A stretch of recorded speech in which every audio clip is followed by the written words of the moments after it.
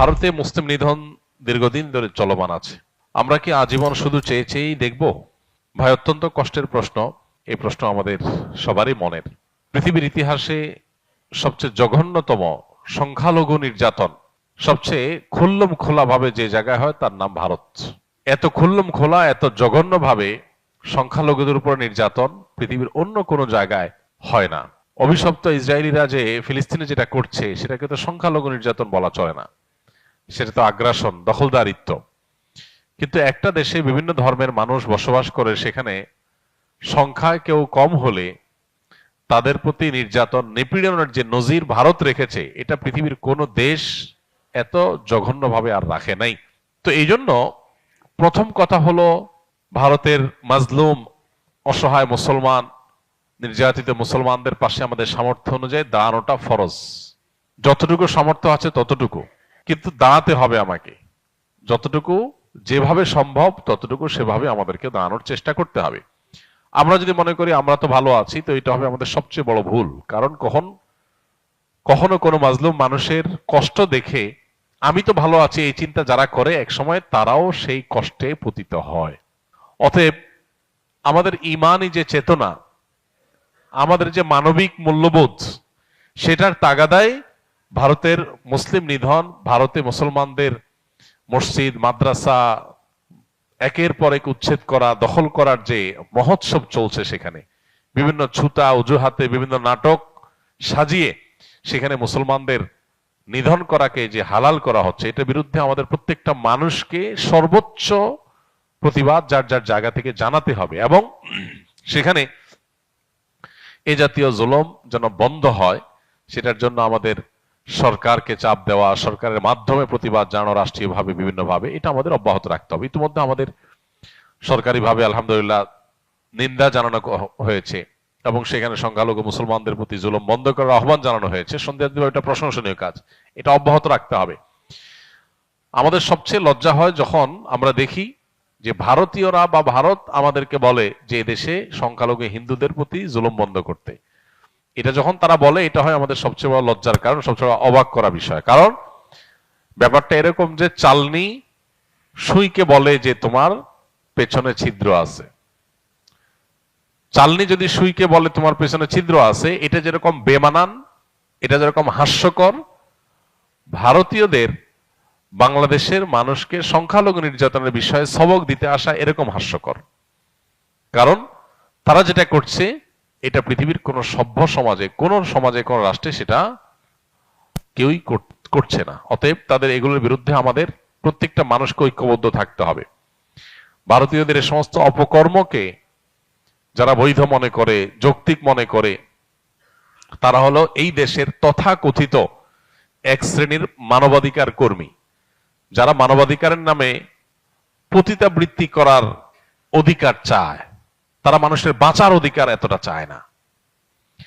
যারা মানবাধিকারের নামে একজন মানুষের সৃষ্টিগত যে পরিচয়, সেটাকে তারা পরিবর্তন করার অধিকার চায়। কিন্তু পৃথিবীর বহু প্রান্তে বহু মাজলুম মানুষ বিনা দোষে প্রতিনিয়ত নিহত হচ্ছে, খুন হচ্ছে, তাদের ব্যাপারে তাদের কোনো মাথা ব্যথা নাই। এই মানুষগুলাই এই ভারতে যে মুসলিম নিধন চলছে সে ব্যাপারে দেখবেন মুখে কুলুপ দিয়ে বসে আছে। অন্যান্য বিষয়ে তারা দেখবেন খুব সরব। কোন মুসলমান যদি কোনো ভুল করে সেটা নিয়ে তাদের সবাইকে দেখবেন সরব হয়ে গেছে, কিন্তু মুসলমানদের নিধন চলছে এরপরে তারা সবচাইতে চুপ। আল্লাহ তাআলা আমাদেরকে কপটদের চেনার তৌফিক দান করুন এবং আমাদের কর্তব্যটুকু আমাদেরকে পালন করার তৌফিক দান করুন। যার যতটুকু সাধ্য আছে তার ততটুকু সাধ্য দিয়ে অন্যায়ের বিরুদ্ধে প্রতিরোধ, প্রতিবাদ চালিয়ে যেতে হবে। আল্লাহ আমাদের সেই তৌফিক দান করুন। সম্প্রতি একটা শিক্ষা প্রতিষ্ঠানে মেয়েদের দিকে তাকিয়ে হাসার অজুহাতে একজন যুবককে নির্মমভাবে হত্যা করা হয়। শিক্ষা প্রতিষ্ঠানে প্রায় এ ধরনের ঘটনা ঘটতে দেখা যায়। এগুলো বন্ধের প্রকৃত উপায় কি হতে পারে? দেখুন, প্রথম কথা হলো, এদেশে মানুষের জীবনের কোনো মূল্য আমরা এখনো নির্ধারণ করতে পারি নাই, নিশ্চিত করতে পারি নাই। মানুষের বেঁচে থাকার অধিকার নিশ্চিত করতে পারি না। এটা হলো আমাদের সবচেয়ে বড় দুর্ভাগ্যের বিষয়। আমরা অনেক লম্বা লম্বা কথা বলি, অথচ প্রায় সময় ধরনের ঘটনা শোনা যায় যে একজন মানুষকে ধারণার ভিত্তিতে, কোন অভিযোগের ভিত্তিতে পিটিয়ে মেরে ফেলা হয়েছে।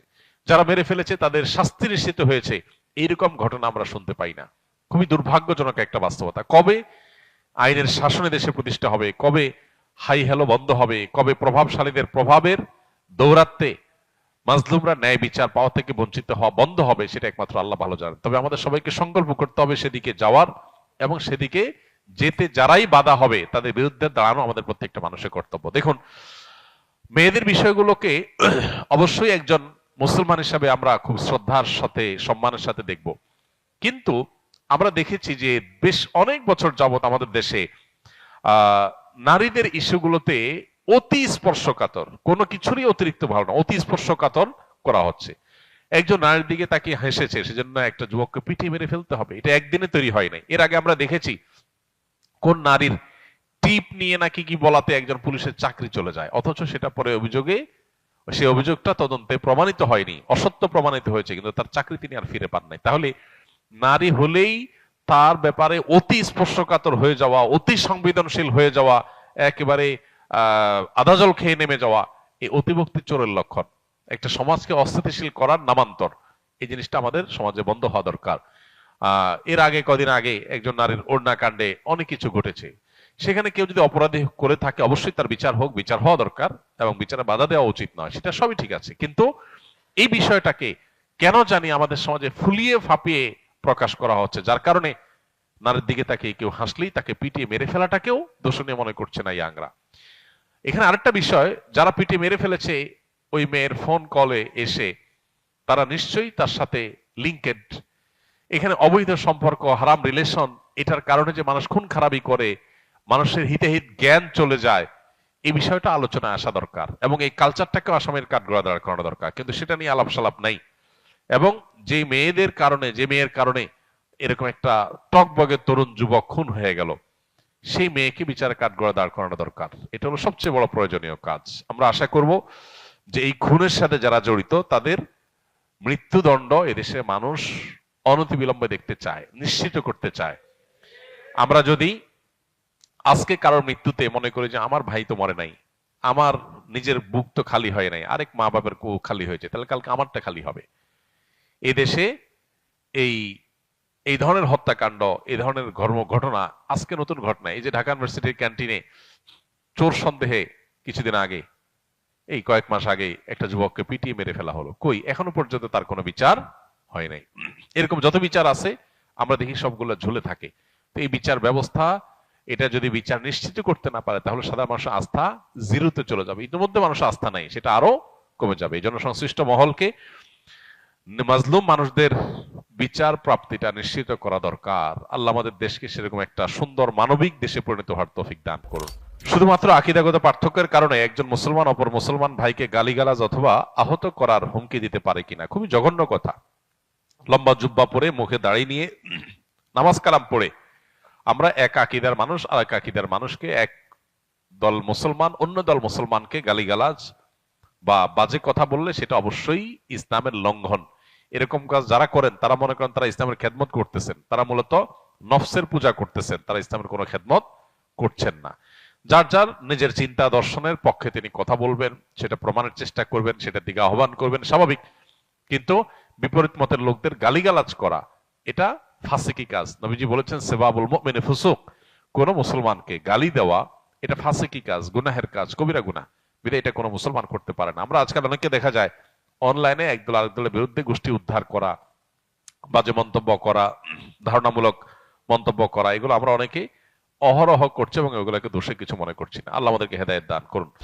আমি একটি বেসরকারি প্রতিষ্ঠানে ভ্যাট কর্মকর্তা। প্রতিষ্ঠানের সকল আইনি জটিলতা এবং ভ্যাট ট্যাক্সের কাজ আমি পরিচালনা করি বা দেখাশোনা করি। এক্ষেত্রে আমার সরকারি দপ্তরের কর্মকর্তাদের সাথে কাজ করতে হয়। বর্তমানের বাংলাদেশের প্রেক্ষাপট অনুযায়ী সরকারি কাজগুলো ঘুষ ছাড়া করা যায় না, তাই আমার ঘুষের লেনদেন করতে হয়। এক্ষেত্রে কি আমি গুনাহগার হব কিনা? আপনি যদি আপনার কোম্পানির হয়ে কোনো ঘুষের কারবার করেন তো এর জন্য অবশ্যই আল্লাহর কাছে আপনাকে দায়ী হতে হবে। যদি কোনো কোম্পানি আপনাকে চাকরি করতে গেলে এমন কোনো দায়িত্ব দিছে যে দায়িত্ব পালন করতে গেলে কোম্পানির হয়ে সরকারি কর্মকর্তাকে ঘুষ দিতে হয়, অবৈধ লেনদেন করতে হয়, তাহলে সেক্ষেত্রে আপনি অন্যায়ের সহযোগী হলেন, এটা আপনার জন্য জায়েজ নাই। তাহলে কি করতে হবে? হয় বিকল্প কোনো কাজের সন্ধান করতে হবে, বিকল্প কোনো উপায় উপার্জন খুঁজে বের করতে হবে। আর না হলে এই অন্যায় কাজ থেকে যে কোনো ভাবে আপনাকে বেঁচে থাকতে হবে। যদি বলেন যে আমার নিয়মিত কাজে এটা, কোম্পানির হয়ে নেগোসিয়েশন করা, ঘুষ দেওয়া, অবৈধ লেনদেন করা, তাহলে এটা আপনার জন্য হারাম। কারণ আল্লাহ বলেছেন তাআওয়ানু আলাল বিররি ওয়াত তাকওয়া ওয়ালা তাআওয়ানু আলাল ইসমি ওয়াল উদওয়ান, পাপ এবং সীমালঙ্ঘনের কাজে কেউ কারো সহযোগিতা করা এটা জায়েজ নয়। বিধায় আপনি নিজে ঘুষ খাচ্ছেন না, কিন্তু আরেকজন ঘুষ খাচ্ছে, আপনি মধ্যস্থতা করলেন, কোম্পানি থেকে নিয়ে তার কাছে দিলেন, আপনিও সমান অপরাধী। এজন্য বিকল্প কোনো উপায় উপার্জনের পথ খুঁজে বের করতে হবে। দুনিয়াতে হালাল উপার্জন করে বেঁচে থাকতে হলে হয়তো খুব ভাবসাব নিয়ে থাকা যাবে না, ভালোভাবে থাকা যাবে না, কিন্তু দিন শেষে আল্লাহর কাছে জান্নাত চাইলে এতটুকু স্যাক্রিফাইস আপনাকে করতেই হবে।